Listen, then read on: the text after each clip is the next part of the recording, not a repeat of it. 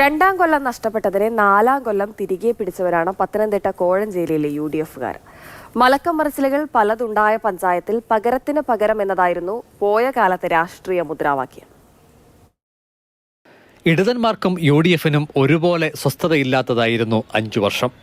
UDFനൊപ്പം ചേർന്ന കോൺഗ്രസ് വിമതൻ വോട്ട് അസാധുവാക്കിയതോടെ നറുക്കെടുപ്പ് വഴിയാണ് തുടക്കത്തിൽ ഭരണം UDF കൊണ്ടുപോയത്.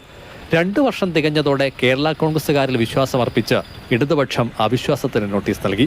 സംഗതി കളറായി. UDFന് കസേര പോയി. ഉദ്ദിഷ്ടകാര്യ സാധ്യത്തിന് ഉപകാര സ്മരണ. അവിശ്വാസത്തിന് ഒപ്പം ചേർന്ന കേരള കോൺഗ്രസ് പ്രതിനിധി റോയി ഫിലിപ്പിനെ LDF പ്രസിഡന്റ് സ്ഥാനാർത്ഥിയാക്കി വിജയിപ്പിച്ചു. നല്ല രീതിയിൽ 1.25 വർഷം ഭരണം പോയപ്പോഴാണ് CPMന്റെ നേതൃത്വത്തിലുള്ള LDF നമ്മളെ അട്ടിമറിച്ച് നമ്മുടെ കേരള കോൺഗ്രസ് ജോസഫ് പക്ഷത്തിലുള്ള 2 പേരെ അടിച്ചുകൊണ്ട് പോകുന്നത്.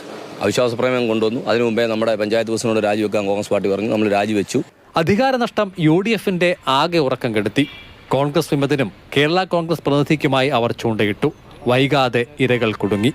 അവിശ്വാസ വിജയത്തിനൊടുവിൽ കേരള കോൺഗ്രസ് പ്രതിനിധി സാലി ഫിലിപ്പിനെ UDF പഞ്ചായത്ത് പ്രസിഡന്റാക്കി. തലേദിവസം രാത്രി വരെ നമ്മൾ സംസാരിച്ചു.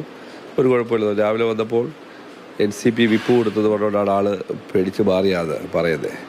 ഞങ്ങളെ സംബന്ധിച്ച് CPMനെ ഇടതുപക്ഷ പ്രസ്ഥാനത്തെ സംബന്ധിച്ച് ഞങ്ങൾ ഈ 5 കൊല്ലവും ഈ നാടിൻ്റെ വികസനമാണ് നമ്മൾ ലക്ഷ്യം വെച്ചത്. അവസാന ഘട്ടത്തിൽ NCP അംഗം മേരിക്കുട്ടിയുടെ കൂടി പിന്തുണയോടെയാണ് UDF വിജയം കണ്ടത്. അതുവഴി അവർക്ക് വൈസ് പ്രസിഡന്റ് ആകാനുമായി. ആദ്യഘട്ടത്തിലെ രാഷ്ട്രീയ മലക്കമറിച്ചലിൽ UDF തെല്ലുലഞ്ഞു. പക്ഷേ അവർ ആത്മവിശ്വാസം കൈവിട്ടില്ല. രാഷ്ട്രീയപരമായ പകരം ചോദിക്കലിന് 2 വർഷം കാത്തിരുന്നു. നഷ്ടപ്പെട്ടതെന്താണോ അത് വീണ്ടെടുത്ത് തന്നെയാണ് കോഴഞ്ചേരിയിൽ UDF കാലാവധി പൂർത്തിയാക്കുന്നത്.